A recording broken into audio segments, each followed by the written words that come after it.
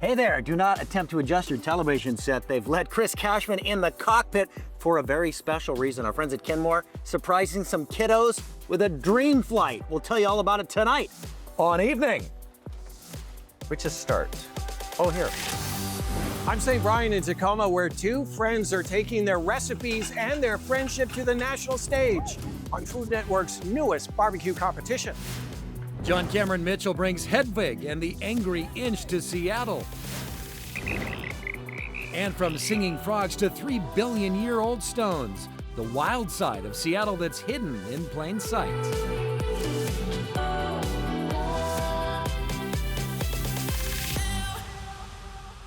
Ahoy and welcome to Evening Magazine from Kenmore Air headquarters here in Kenmore, where our friends at Kenmore Air are unveiling a brand new seaplane, kicking off and celebrating a new partnership with Seattle Children's. And to do the honors, 3 pint-sized passengers who are kicking cancer together.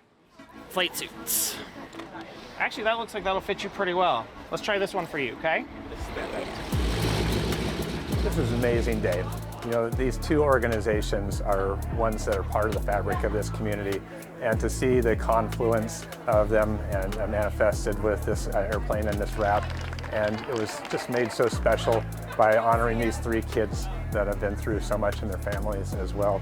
We're gonna give you guys a big bucket and a sponge, and you guys are gonna go clean that plane. Kids didn't know that they were coming up on a flight. They were told they're coming for a photo shoot. All right, I will take those tickets. I'll give them back to you in the end. Today's culmination of partnership that we've been developing between Seattle Children's and Kenmore Air, 2 iconic brands. Anywhere you want in the main cabin. They're all window seats and they're all aisle seats. So Isaac, Hunter Rose, and Tiago all met while undergoing treatment for Seattle Children's, and they forged a bond while they were being treated. The diagnosis that they received typically has about a 50-50 cure rate, but we were able to cure all 3 of these kids. Their families have bonded, and that unshakable bond was really fun to celebrate this morning.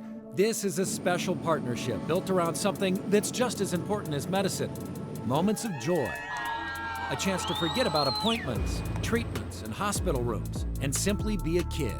And we're going to be excited to see it flying around not only the Children's Hospital, but all over the region. What a thrill to be aboard that dream flight, and how fun when you book with Kenmore Air this summer, you might just be aboard the new brand ambassador. And hey, speaking of unique partnerships, a couple of friends from Tacoma, well, they bonded over food, like so many of us. And now that bond will be put to the test on national TV. St. Brian has that story. Hey, Saint.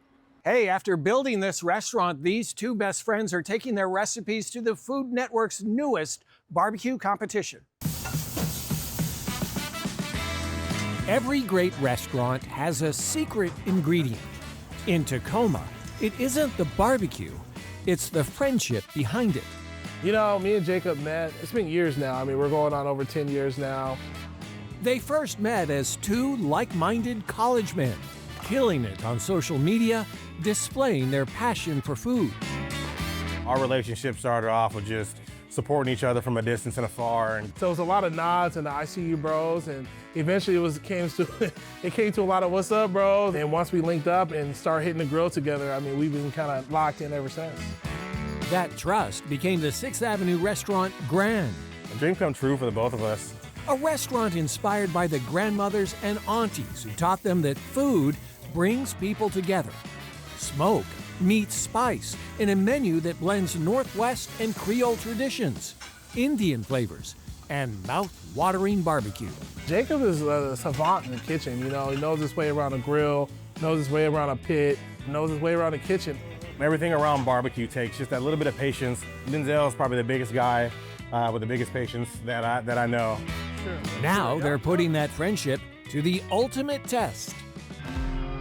Welcome, Pitmasters, to the absolute middle of nowhere. Filmed in Utah, the Food Network show Pitmasters features 10 two-person teams competing over 6 straight days for a chance to win up to $50,000. They'll cook and survive a relentless battle against the elements. It's snowing, raining. It's hailing! And the clock. 1 minute! Run. Getting the moment in the national spotlight is one of the things that we set out as a goal for Grand. We want to be that travel destination. Now we are that travel destination. Winning would be nice, but that's never been the biggest prize. The owners of Grand won that years ago. All right, let me do this. This is my guy. I can trust Denzel with my life. I trust him with my kids. We trust each other with his restaurant. Before he's a business partner, he's my friend, and we hold that higher than anything.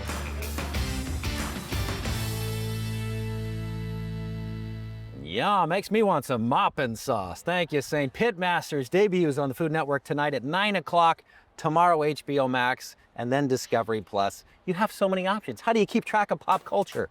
Here's the top 5.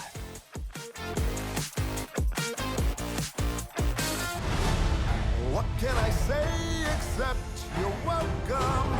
Disney's live-action Moana rode the wave to the top of the weekend box office, but not quite as high as expected. The movie opened at #1 with $43 million, falling short of projections despite strong audience grades. Minions and Monsters stayed in second, followed by Toy Story 5. Evil Dead Burn debuted in fourth with $13.7 million, while Young Washington rounded out the top 5.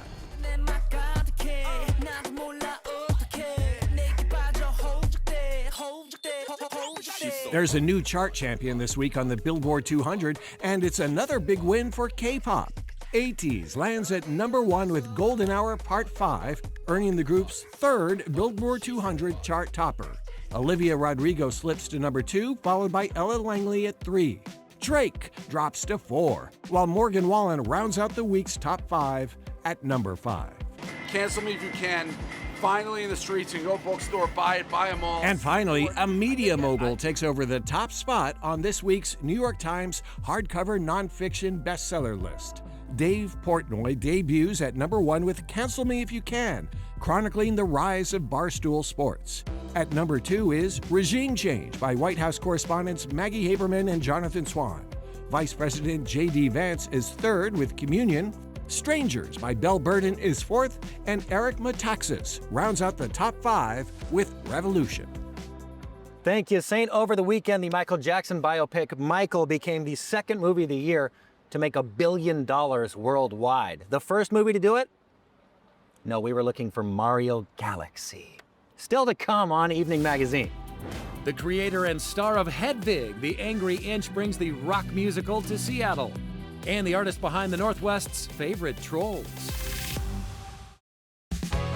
Evening Magazine is made possible with support from Kitsap Credit Union. Since 1934, Kitsap Credit Union has believed that together it's possible. Together, we shine a light on the people and places that help our communities thrive.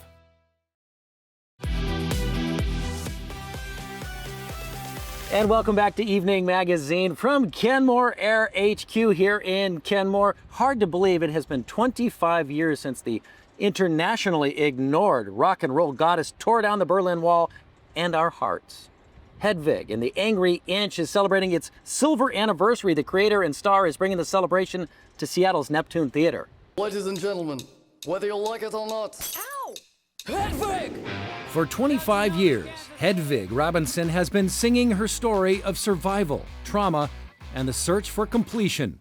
And for creator John Cameron Mitchell, the cult masterpiece is hitting the road, proving that its raw, independent spirit resonates just as loudly today. One of the things we used was punk, and punk just meant making things outside the system with no worries about the content, the trigger warnings, the consent waivers, just do it. On the surface, Hedwig and the Angry Inch is a rock and roll odyssey about a bittersweet love affair. But at its core, the film explores what it truly means to be whole. It's about a myth of someone seeking unity, and they talk about their other half having lost it, but that metaphor changes throughout the film to be less about someone else will complete me as opposed to I have to find inner unity myself. I never knew that woman before that night, and I never knew she wasn't a woman. I've got a sweet Fans of the film will converge on the Neptune Theater for 2 nights, but don't expect a quiet night at the movies.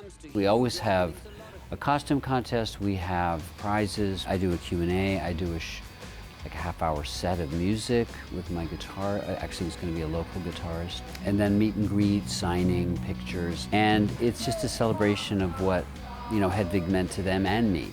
While the independent film landscape has changed drastically since 2001, Mitchell believes the raw, unapologetic punk spirit of Hedvig is needed right now more than ever. So I'm encouraging Gen Z people to get out and realize that being in a group of people is actually really healthy.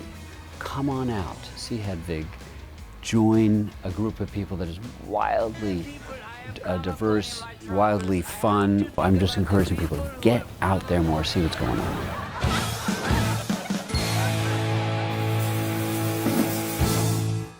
Hedvig and the Angry Inch, July 14th and 15th, right there at Seattle's Neptune Theater. Check it out. You know, the 5 trolls created by a Danish artist and his volunteers, they're amongst the most popular local curiosities here in the Northwest, and rumor has it we're getting some more. St. Brian met up with the builders behind these beloved monsters. It takes a small battalion of volunteers armed with power tools and magical intentions to bring Eden, the conch plane troll, to life in Lincoln Park. I hope that when people see the trolls, they'll smile, and then I hope that they will look at it and think like, wow, could a bunch of volunteers and a semi-good artist really make all of that out of some junk here from Seattle? This is what Denmark's Thomas Dambo does for a living. He has built and hidden more than 120 giant trolls in 17 countries. Each one whimsical, magical, and with a message for people living on this planet. We should treasure it as the treasure that it is. And what better messenger than giant trolls? My mother, she would read me stories and sing me songs about trolls. And then I wanted to do like an epic big project where I could like involve thousands of people in building valuable things out of trash to educate and show the world that we shouldn't be drowning in trash. Though the heads and feet are carefully constructed in Thomas's workshop outside Copenhagen, everything else is built on the spot from recycled wood. John Halliday, a Duwamish artist who goes by the name Coyote, provided some extra embellishments out of cedar and abalone. Thomas is a very special person in that he deeply believes in saving our planet. And saving our planet is an important thing to the Muckleshoot Duwamish people as well. Eden is one of 6 Northwest trolls. There's Pia, seeking peace on Bainbridge Island, and in Portland, this beautiful beast here behind me is called Ole Bolle. A giant troll looking for something to eat underneath the roof of a house. I mean, for me, that's the fun part, right? You get to tell stories and have fun with building. Thomas has already inspired waves of troll hunters to get out into the wilderness, protect natural spaces, and discover that in nature there are no landfills. A lot of the things we think of as trash are just part of a cycle. So, no, we haven't seen the last of the trolls. It's all the things that I love the most. Building, dumpster diving, traveling, being in nature, and then achieving something with a big group of people. Thank you, Saint. And yes, the rumors are true. Thomas Dambo bringing more trolls to the Pacific Northwest this fall. Point Defiance Zoo and Northwest Trek. We will, of course, keep you up to speed on any rumors we hear. Still to come on Evening Magazine. From singing frogs to 3-billion-year-old stones, where and how to find Seattle's wild side. Put away your phone is a key one. Walk slowly, look up and look down, pay attention. And welcome back to Evening Magazine here from Kenmore Air Headquarters here in Kenmore. Not to worry, they have professionals who handle all this. I just play a confident pilot on television. But we should go exploring. In fact, if you want to find some ancient rocks, animals, exotic plants, look no further than downtown Seattle, as a local author shows us the other side of the city you think you knew. There's a lot that's wild in Seattle. You just have to know how to look for it. Put away your phone is a key one. Walk slowly, look up and look down, pay attention. But really the ultimate one is get outside and do it. This city is so wild, it inspired local author David B. Williams to write a book. Wild in Seattle, stories at the crossroads of people and nature. I love to be outside, and I think we're often told that nature is way out there somewhere. Nature is right here, according to these essays illustrated by Elizabeth Person. So we were at 2nd and Marion in the Exchange Building, and what's gorgeous and wonderful about it for me is the rock at the base. So this rock is 3.5 billion years old. And I pretty much guarantee that it is the oldest rock that anybody who walks by it will ever encounter in their life. At a bridge over I-5 near Northgate, you'll hear tree frogs, not traffic. I remember walking over one night and hearing frogs over the sound of the freeway. Wild in Seattle also reveals Seattle's horse-powered history. So the two signs that we see in the city are old stables. There's about 3 or 4 of them left. Probably the best one is at Blanchard and Western. And if you look at the building, it's 3 stories tall, and at the high point of the building, there's a big terracotta horse head. The other sign are hitching posts. So if you rode your horse, you have to tie it up. It was illegal to have your horses run wild. So people would tie them up. So there's about maybe a half dozen to a dozen of these little granite hitching posts. They're usually about 3 feet tall. Dave's favorite wild thing that calls this city home? The red-tailed hawk. This gorgeous bird of prey that is such a symbol of wildness. One of the best places really to see them is along I-5. So if you see a guy patting a building in downtown Seattle, fabulous, beautiful. Now you know it's just David B. Williams appreciating his wild urban home. You know, not a kumbaya moment, but how do I live in a way that is more respectful of the land and the people and the plants and animals? And that's what I hope these essays do, is get people to notice them, enjoy them, respect them, and then ultimately, hopefully, take care of them. Wild in Seattle, check out David's book. He also leads walking tours of the city. When evening returns, Hikes with History, a guide to treks that uncover Washington's past. Now in our 40th season, Evening Magazine shares local stories that make our community shine. Evening Magazine is sponsored by Pemco Insurance. Pemco empowers the Northwest to prevent the preventable. Learn how at pemco.com. And welcome back to Evening Magazine from Kenmore, home to Kenmore Air, where they have turned up summer to 11. It's outside season. You know, hiking is basically our national pastime here in Washington State. But how about hiking with history? Jose is on the trail taking us to the Cascades Stevens Pass for more. The only thing that makes a hike in the Pacific Northwest better is when it's a hike that has a story. Hiking Washington History is a boots on the ground guide to the stories behind some of our state's trails.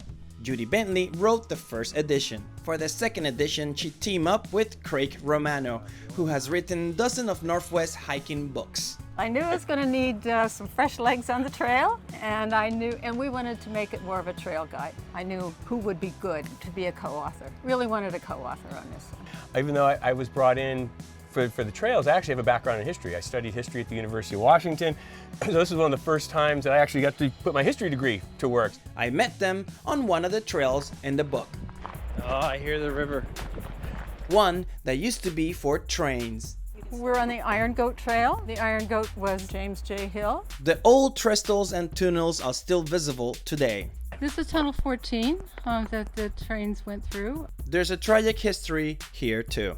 96 people died here. It used to be called Wellington. It was one of the train stops, and it's about 6 miles up this trail. You can still visit it. In 1910, 2 trains were demolished by the deadliest avalanche in US history. Other hikes in the book have happier stories. Craig's favorite is the place on the book's cover. I love them all, but for my all-time favorite would have to be Sourdough Mountain, and which is you knew I was going to say that. And it is not the easiest hike in the book, but it is incredibly spectacular, and it has a historic fire lookout. But it was also where Gary Snyder, a poet, spent the summer of 1953. A couple of rules for hiking back in history: slow down and look around. You will see pieces of the past everywhere. Try to imagine that the top of the bridge was at the height just below the top of these trees. And when you see things like this, don't pick them up. They are artifacts. No matter which hike you choose from the book, Hiking Washington's History won't just get you out on the trail, it will take you back in time. And that makes it a lot of fun too, just knowing that you're walking into the past. Take a hike, but check out that book, Hiking Washington's History, first. My thanks to Kenmore Air and Seattle Children's. What a special day on the water and in the air with those kiddos. Thank you for making it the perfect evening. We'll see you next time.